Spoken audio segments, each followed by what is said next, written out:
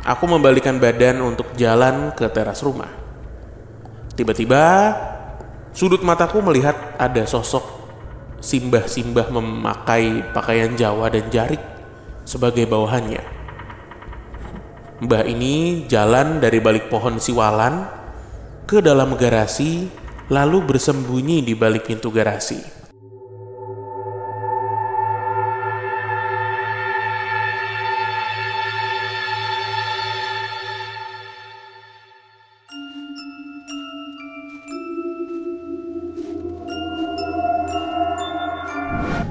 Assalamualaikum warahmatullahi wabarakatuh. Shalom, Om Swastiastu, Namo Buddhaya. salam kebajikan. Selamat datang kembali di podcast Malam Kliwon episode 591. Nah itu dia, selamat pagi, siang, sore, malam teman Kliwon dimanapun Anda berada. Ya, terima kasih yang sudah selalu menonton dan mendengarkan PMK. Ya, Jangan lupa buat cek ke pasar Malam Kliwon ya, nah, guys. itu dia. Karena ada banyak merchandise dari PMK yang sudah rilis di situ. Betul. Ini deket banget ini sama saya. Nggak apa-apa. Kebetulan. Nggak apa-apa ya. Bisa dimundurin. Oh ya benar. Kesian. Nggak apa-apa. Tapi in frame enggak kan? Nggak In frame juga enggak apa-apa. In frame juga nggak apa-apa. Kasih lihat dah. Tuh. Nah. Juan Veron. Ada Crespo. Ya sebagaimana kayak pemain bola habis pensiun kan melendung semua ya. Samir Nasrin. Iya, Ronaldo. Wesley Sneijder. Bener. Episode kali ini seperti biasa ada kisah menarik di keluarga gua ya. Nih, ini highlight ya, nggak ada yang pernah minta ya. Dia yang pengen share. Emang kenapa sih? Enggak apa-apa. Ya nggak apa-apa. Kan lu suka menyesal di kemudian hari. Emang sering ada yang kolom komen ya? Enggak ya? Nih minta nih gitu ya? Enggak ya? Kagak. Oh kagak. Oh. Cuma kan kaget aja kok kayak status selebriti. Ada kisah artis dulu di awal. Kagak. Jadi kan mbak gue pulang. Iya. Gua inilah mulai berempat di Lu rumah bla bla bla lepas. bla. Nah, si anak gue yang kecil, si Gaby, tadi malam gua sama bini gua godain. Gap, nanti kalau kakak sekolah, papa mama kerja, kamu di rumah sendiri ya gitu. Terus dia bilang, "Oh, ya. Nanti siapa yang buka pintu? Kan dikunci." "Oh. Nanti kalau Gaby lapar gimana? Nanti papa siapin makanannya." "Oh, berani kan?" "Gaby takut." Gitu. "Oh, Gaby takut apa, Nak?" Gitu. "Gaby takut panas." Kok takut panas? Dia lebih penting AC-nya dijalain.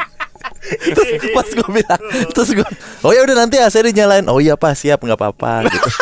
"Oh iya Pak, iya." Gitu. Mau dia langsung. Nggak apa-apa sendirian, yang penting nggak gerah. Sebuah prinsip bocil. Ciri khas orang dari negara tropis. Gue kan, Iya. gue pengennya nih takut apa sih gitu, antara nanti ada orang jahat atau Iya. hantu gitu kan. Dua ini aja nih. Takut lapar sama panas. Iya, bener udah. Iya, Gaby juga katanya dia tuh pengen dagang sempol katanya. Lulus SMP. Mandiri dia. Oke, malam hari Itulah. ini kita sudah mengkurasi beberapa cerita kiriman dari teman Kliwon. Yang pertama sebuah cerita yang berjudul, wah ini nih, Simbah penunggu pohon siwalan di Sukoharjo. Pohon siwalan. Siwalan? Ada ya pohon siwalan ya? Wah, siwalan banget nih hari ini. Nah, Halo Bang Bim dan Bang Danu, tolong namaku disamarkan jadi panggil aja Eli.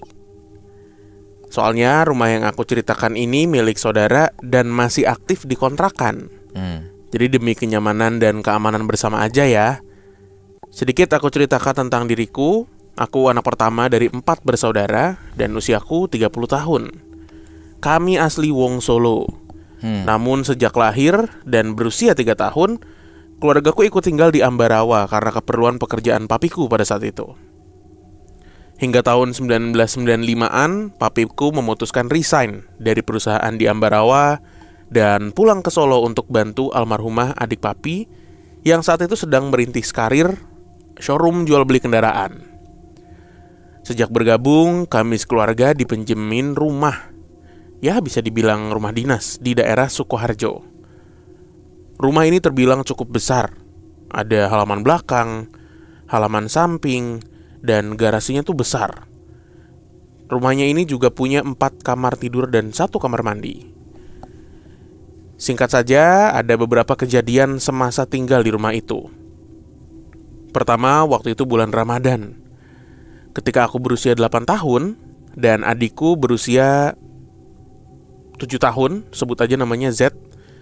Dia ini bangun kepagian karena pengasuh kami harus bangun untuk sahur. Sebut aja namanya Mbak Aziza. Pagi itu kami bangun jam 4, di mana pengasuh sedang beres-beres bekas sahur dan menanak nasi untuk kami sarapan nantinya. Oh oke, jadi ini kami sekeluarga nih agamanya Kristen. Nah, Mbak Aziza udah selesai. Dia menyuruhku dan adikku ini untuk segera balik ke kamar.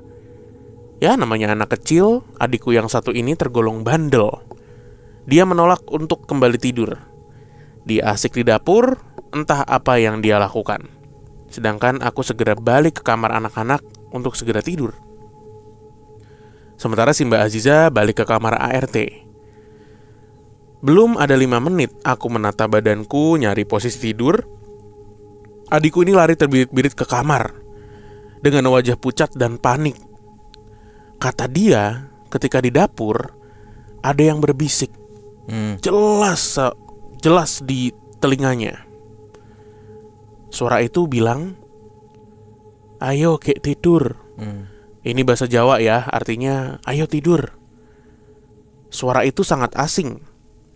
Adikku pun gak tahu itu suara siapa. Jelas bukan suaranya Mbak Aziza, karena pintu kamarnya sudah ditutup. Sejak kejadian itu, masa kecil kami gak berani ke kamar mandi atau ke dapur sendirian.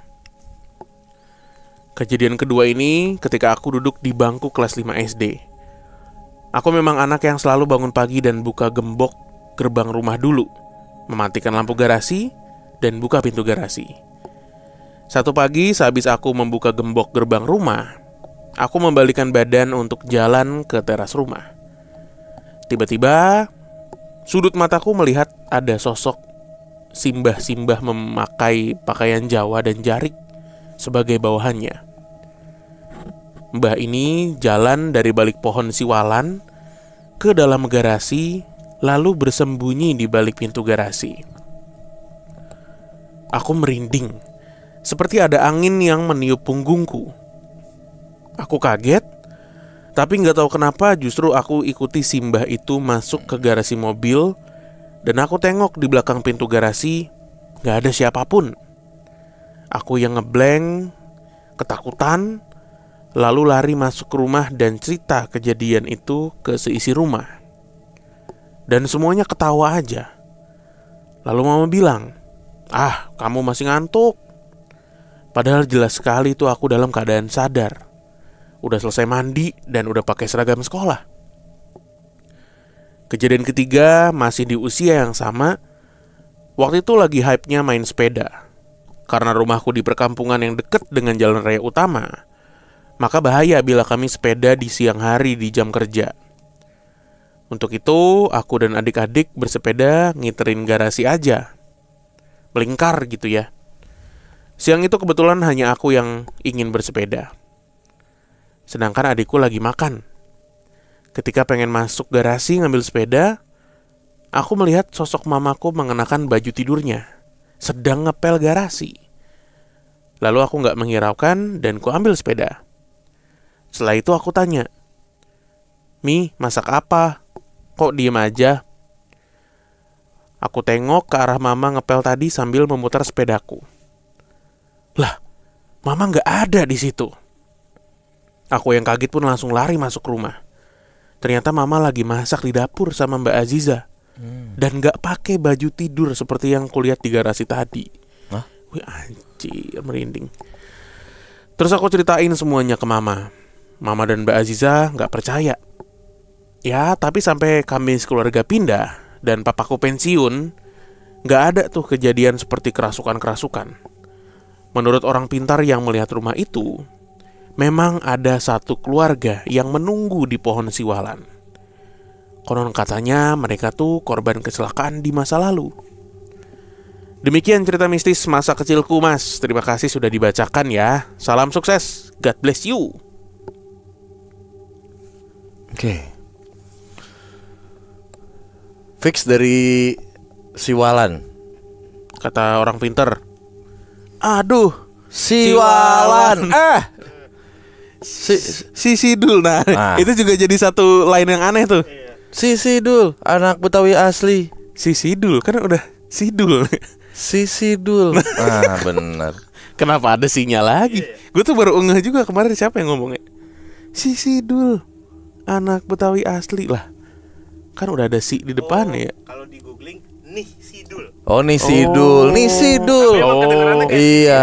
Gitu. Sama kayak lagu Shinchan tuh, banyak yang nggak tahu kan apa? Seluruh kota. Seluruh kota merupakan tempat bermain yang asik. Sang gajah terkena flu. Itu verse keduanya. Verse keduanya. Iya. Pertamanya apa? Jadi ada yang mikir kalau itu selalu saja Nah, terkena selalu. flu. Nah, itu kayak gitu-gitu dah. Iya. terkena Misheard. Misheard gitu. Oh nih Sidul harusnya. Nih Sidul, anak Betawi asli. Anjay. Nah, itu benar berarti. Ya dewa gue. Tapi yang sialan Beneran. benar. God damn it. Nah, keren. sini kalau misalnya god damn it gitu. Ini sama kayak lagunya Bob Marley nih. Yang I shot the sheriff gitu. nah kalau di sini Aku nembak. iya bener. Itu tapi Bener tapi Bob Marley kayak nggak berani sih. iya sih. Bob Marley mikir 2 kali. Ini bahasa Inggris bahasa Indonesia. Betul. I shot the sheriff, but I didn't shot the deputy. Nah, deputy itu apa? Deputi. Apa? Deputi berapa? Tergantung. Deputi itu apa ya kalau di sini jabatannya di sana tuh? Ini kali apa ya? Nggak tahu gua. Apa? Deputi apa? Oh, pohon Siwalan gini ya. Baru tahu gua namanya Siwalan ini. Iya. Iya, kalau deputi itu kan kalau bahasa Indonesia wakil atau pengganti yang Iya kan? memiliki kewenangan nih wakil. Berarti Iya. Aku nembak, nembak tapi bisa. aku nggak nembak. Itu. Iya, mikir 2 kali dia. Nah, hati-hati dah. Iya benar. Tapi yang sialan tuh salah satunya ternyata asisten rumah tangganya nyokapnya bini gua yang baru ketahuan nih memiliki sifat aneh. Nah. Pertama, setiap ada barang yang kan di sana 2 ya. Nah, kalau misalnya punya gua datang ke sana jadi 3 nih. Ya kan? Misalnya ke sana gitu. Main 3 back. 3 back, 3-4-3 lah. Itu misalnya mbak gue lagi kesana bawa baju atau segala macam lagi mau nginep gitu, dia bisa aja tuh kayak ini bagus nih buat gue deh gitu. Misalnya lu lagi bawa nih baju futsal, lagi mau main futsal, dia bisa nih gue nih gitu. Kok thrifting? Kok tiba-tiba thrifting anjing? Terus misalnya yang satunya lagi mesen paket gitu, online gitu, dia yang buka, oh bagus ya gitu. Kalau Kurang ajar. Nggak Iya. boleh bro. Makanya ini lagi di sidang. Dan yang paling sialan bukan itu, nyimpen makanan di lemari bajunya. Jadi Bau pernah di tongseng. itu tiba-tiba ada ikan goreng gitu, supaya yang lain tidak dapat. Jadi dia Iya, dia mengambil ngamanin, dulu, iya, ngamanin dulu ngamanin. gitu. Cuman kan nggak begitu. Nggak boleh lah. Ini kok kaos bau pesmol? Lagian buka paket kan nggak boleh Nggak pak, boleh. privasi. Privasi. Dan mengambil terus mengakui gitu kan juga nolong kan jatuhnya. Berapa harga outfit lo? Mendingan gitu tiba-tiba dia nodong nanya. Iya kan? Misalnya habis ke mall Tapi bar, itu dia ngomong sama ininya, Ya, sama ya, household, maksudnya sama anggota keluarga. ya Keluarga. diaduin lah. Oh. Diaduin, 2 yang lainnya ngaduin. Misalnya 2 yang lainnya tuh Enggak, habis dia ngomong ke siapa? Yang dibilang nih, bagus nih baju gue gitu. lah, jadi gini. R dan anggaplah 2 ini habis ke mall. Bawa belanjaan nih, Iya. bawa belanjaan terus. Ya kan bertiga ngumpul dong. Terus dia, oh yang ini bagus buat aku deh gitu. Begitu. Berarti ngomongnya ke 2 orang. Kedua orang itu. Itu yang bikin Destiny's Child bubar kan itu. Tapi beneran diambil barangnya. Dia ambil, Dipakai. dipakai, diakuin. Buset. Makanya gue bilang gak ambil. Misalnya lo main futsal, wajar sih nih gue aja deh, buat gue deh gitu. Kok thrifting? Iya. Kok tiba-tiba Kok thrifting? gede bage? Tahu. Begitu Kok dah. Senen? Kok pasar ular? Kok Paul? Gitu tuh Destiny's Child bubar begitu tuh. Kok cakar bongkar? Gitu. Cakar bongkar. Biasanya goceng betulnya. Punya main apa dong? Kenapa? Lagi cas. Enggak, oh, Gitu. Ya kita sidang lah karena jatuhnya kriminal Itu mah lah. mencuri. Itu mencuri. Iya. Ada juga dulu tuh pembantunya Mita begitu sama ART-nya. Gitu ya? Tiba-tiba pakai jaket angkatannya. Jaket angkatannya Mita. Wah, Terus di aku, enggak ini jaket saya beli. lah. Ini jaket angkatan gua.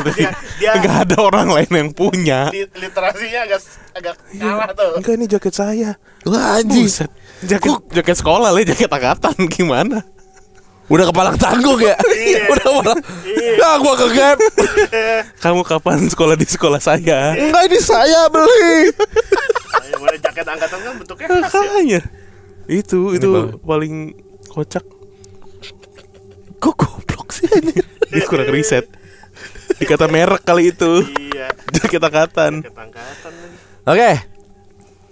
Kita lanjut ya. Ini udah lama nggak bacain cerita dari Kisaran Jakarta nih. Halo Bang Danu, Bang Bimo dan Bang Dencil dan Bang Gibran. Anjay. Yang ketawanya khas banget. Ya. Olah Ramlan kali ya. Wajik kali Kas. Emang orang Ramlan ketawanya khas. Lu coba aja dengerin. Kenalin gue Rara. Kali ini gue mau ceritain tentang kisah tempat kerja gue yang ternyata ruko berhantu. Sebelumnya disclaimer dulu, untuk tempat dan nama yang ada di cerita ini udah gue samarin semuanya. Karena gue pun masih kerja di tempat yang mau gue ceritain saat ini. Disclaimer juga, gue bukan orang yang bisa, dalam tanda kutip, tapi gue dianugerahi dari abah, yang mana abah ini adalah panggilan untuk kakek dari bokap gue. Sesuatu yang bersinggungan dengan makhluk tak kasat mata. Bahkan gak sekali atau dua kali gue dikasih mimpi dan firasat di saat orang terdekat atau keluarga gue ada yang mau dapat musibah. Kita mulai ceritanya. Jadi gue kerja di salah satu klinik estetik ternama di Jakarta. Untuk penempatan gue itu ada di daerah Jakarta Barat. Gue gak mau nyebutin nama tempatnya. Cluenya, daerah ini ada di sekeliling mall yang berderet 3 di daerah Jakarta Barat. Gampang sekali. Kondisinya ramai 24 jam, karena gue pun pernah kos di daerah sini beberapa tahun lalu. Sebelumnya gue mau jelasin denah lokasi tempat kerja gue. Rukonya tuh ada 4 lantai, di mana lantai 1 adalah tempat resepsionis. Lalu ada ruang dokter, ruang farmasi, musola, dan toilet. Lantai 2 dan 3 adalah ruang treatment, dan lantai 4 adalah ruang karyawan. Oh ya, di sini gue mau jelasin istilah dulu nih, supaya ngeh atau ngerti kita semua. Untuk resepsionis, marketing, dan farmasi, dan dokter, kita sebut anak bawah. Sedangkan perawat dan terapis, kami sebut anak atas. Awal mulanya gua mutasi ke sini itu aman aja, nggak ada gangguan yang signifikan. Tapi itu ternyata hanya di siang hari aja. Ketika matahari mulai terbenam, suasana mulai mencekam dan rasanya seperti banyak orang di sekeliling. Salah satu terapis, sebut saja Feby, dan perawat yang kita sebut saja Rani di sini lagi jaga pagi. Seperti biasa, daily activity pagi merapikan ruang treatment, ngecek alat apakah aman atau ada kendala, dan sebagainya. Lalu, tiba-tiba Feby teriak karena bed yang sudah dirapikan seperti ada yang memukul dari bawah. Mereka positive thinking aja kalau itu angin. Walaupun sebenarnya nggak mungkin ada angin yang bisa mukul-mukul bed dari bawah. Lanjut ke hari selanjutnya, kali ini sebut saja Ria, salah satu resepsionis, dan lagi-lagi Rani di sini. Sebelumnya gue dan yang lainnya tuh udah naik ke atas terlebih dahulu untuk ambil barang-barang di lantai 4. Tapi berhubung Ria adalah resepsionis yang mencakup admin, Ria harus menyelesaikan tugas administrasi klinik sampai selesai. Karena Ria trauma dengan cerita Rani dan Feby, Ria minta untuk diantar ke lantai 4. Akhirnya diantarlah oleh Rani. Naiknya sih aman. Tapi saat turun, tepatnya ketika sudah di lantai 2, mereka mematikan lampu lantai tersebut.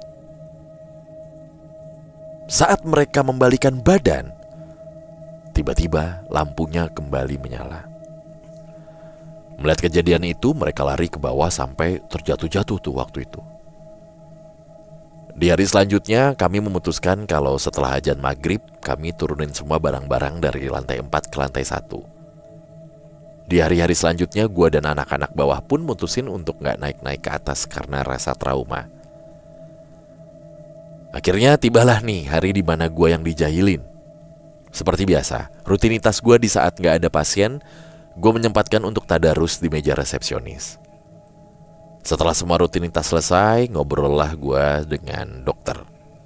Saat gue dan dokter lagi bahas topik mengenai Jawa Klinik, tiba-tiba benda semacam putaran yang berada di pojok meja resepsionis bergerak pelan dengan sendirinya. Karena gue ke-distract dengan suara tersebut, gue menoleh ke pojok kiri. Tapi gue berusaha untuk tetap tenang dan menganggap bahwa itu angin. Namun dokter pun sadar bahwa benda putaran yang berada di pojok meja bergerak pelan. Gue pun bangkit dari area meja resepsionis dan berteriak kecil. Gimana tuh? Teriak kecil tuh gimana? Nah, gitu tuh.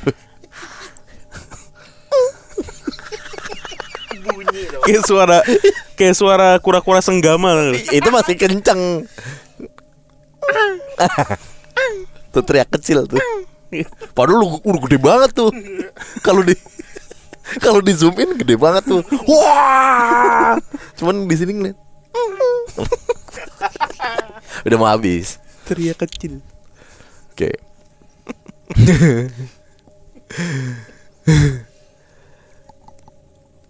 Karena gue tahu betul di pojok meja tuh angin AC nggak terlalu terasa. Karena gue tipe orang yang nggak bisa dingin dan selalu duduk di pojok meja resepsionis. Sehabis kejadian, gue dan anak-anak pasti bilang ke manajer. Tapi berhubung manajer gue sangat skeptis, manajer gue selalu bilang nggak apa-apa, cuma mau kenalan. Gue dan anak-anak pun udah coba ngusulin ke manajer gue untuk adain pengajian. Karena menurut gue ini bukan jin baik, melainkan jin jahat. Kenapa bisa bilang jin jahat? Karena dimanapun gue ditempatkan, yang pertama kali gue lakukan adalah baca tahlil dan yasin, yang dikhususkan untuk ahli kubur dan penunggu bangunan tersebut. Karena gue yakin dimanapun kita tinggal pasti ada yang terdahulu yang menempatinya. Hal yang paling gue takutkan adalah kalau sampai mereka dalam tanda kutip mengganggu pasien-pasien yang datang ke klinik dan bisa membuat rating negatif tentang klinik tempat gue bekerja ini. Sebenarnya masih banyak kejadian minor yang dirasain anak-anak bawah, apalagi anak-anak atas. Tapi menurut gue yang cukup ekstrim adalah ketiga kejadian itu. Ya, terima kasih. Mohon maaf kalau ada kesalahan tanda baca. Makasih banyak kalau cerita gue dibacain. Semoga makin jaya terus, bisa sampai ribuan episode. Amin. Dan selalu bisa menghibur banyak penggemarnya. Amin. Amin. Wassalamualaikum warahmatullahi wabarakatuh. Waalaikumsalam. Kalau zaman dulu itu kan ada jin botol ya. Ini jin botox. Nah, itu. Dia menghuni klinik estetik. Jin botok. Jin botox. Jadi dagu square gitu ya. Sama kencang. Betul. Jin botox. Kalau dulu ada jin dan jun. Nah, Ini apa? jin dan cong. Hai. Munculnya gimana ya? Hai. Gosok kan? Gosok nih. Gua Hey. ada apa sih? Bangunin Eik. Jin gancong. Tai banget. Judul Jin botox. jin botox. Aduh. Jin botox. Aduh.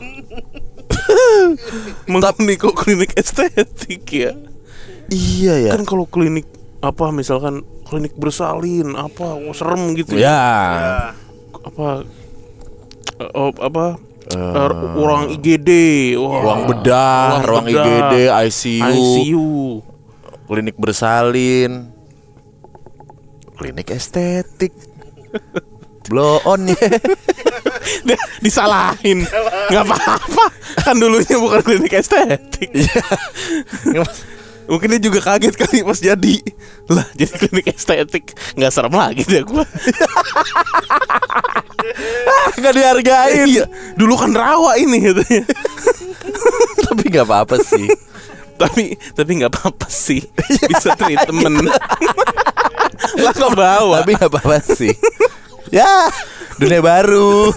Daripada lu kuburan mulu. Lihat gue. Mana panggil tuh si pocong, si Bopeng itu. Kemarin mana tuh yang penyok? Itu hantu sebelumnya itu. Iya, kemarin tuh mana yang penyok sini main, makanya nongkrong ya. Jadi hantu kok jelek. Jadi hantu kok burik. Ya, Udah nggak zaman.